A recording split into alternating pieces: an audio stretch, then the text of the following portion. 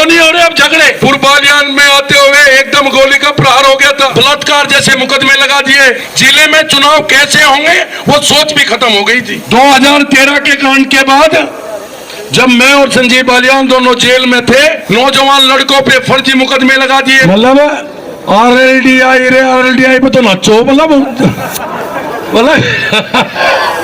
बोलना क्या है। अब तो चुनाव भारतीय जनता पार्टी लोकदल का हुआ करता था, अब दोनों एक हो गए तो समझो सब मामला एक ही हो गया। अब वहां फुआना गांव में गए थे कार्यक्रम में, वहां कार्यक्रम में चलतो RLDI रे। मुझे कार्यक्रम में जब बोलना पड़ा, मेरे कान में कई सारे नु कह रहे थे साली तेरे टाइम पे नहीं आई RLD। खैर कोई बात नहीं भाई। हमारे पूर्व जिला पंचायत सदस्य, ये पूर्व बहुत खतरनाक शब्द है यूं, जब मैं हारा तो लोगों ने कहा निर्वर्तमान विधायक हो गया। भाई मुझे बड़ी शांति सी मिली, मगर चलो निर्वर्तमान लगा दिखे है। फिर सहज पूर्व हो गया।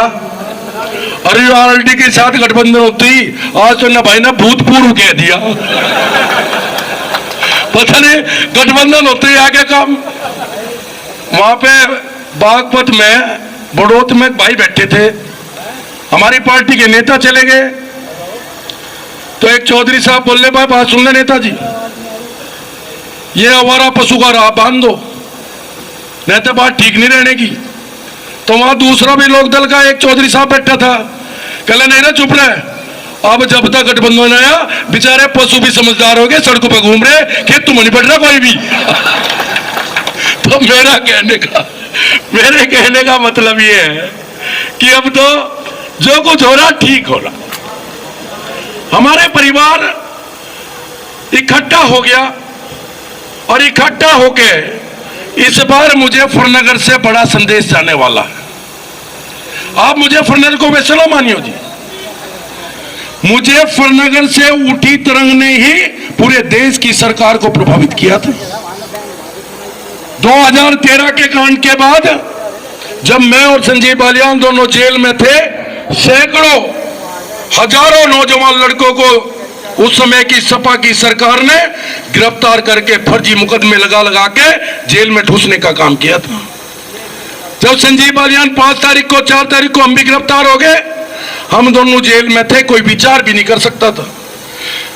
राजनीति के बारे में सोच भी खत्म हो चुकी थी। जिले में चुनाव कैसे होंगे वो सोच भी खत्म हो गई थी। केवल एक ही विचार था कि हजारों परिवार जो बर्बादी के कगार पे पहुंच गए, नौजवान लड़कों पे फर्जी मुकदमे लगा दिए, 80, 85, 90 वर्ष की आयु के बुजुर्गों के ऊपर बलात्कार जैसे मुकदमे लगा दिए।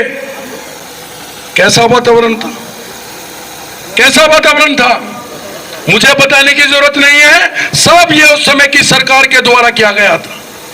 और मैं बधाई देना चाहता हूं संजीव बालियान जी को।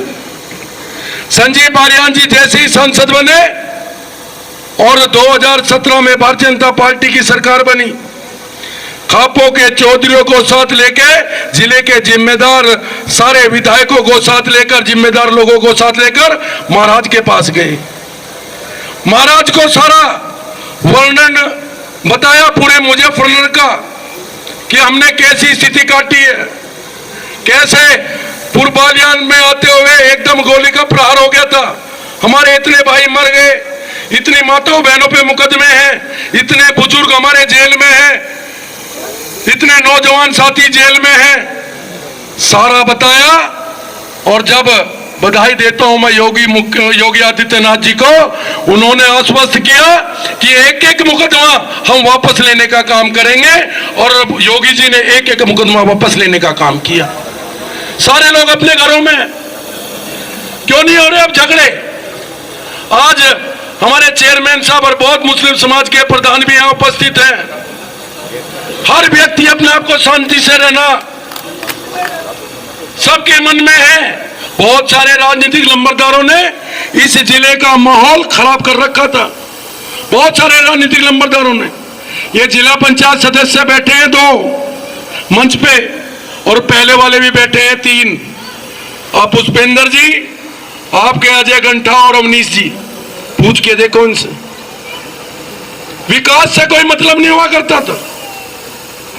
केवल जिला पंचायत सदस्य चुनने के बाद बड़े नेता इस जिले के अपने घरों में बैठा के मोल भाव किया करते थे। कौन जिला पंचायत सदस्य?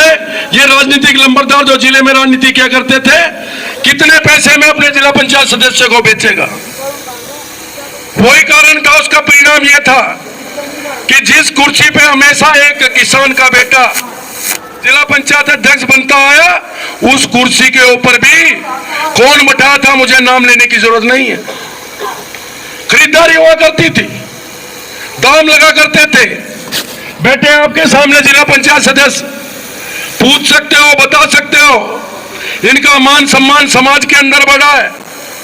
कोई खरीदारी ना पिछले जिला पंचायत के चुनाव में हुई, ना इस बार के जिला पंचायत के चुनाव में हुई। विकास क्यों नहीं होगा? क्यों नहीं होगा विकास?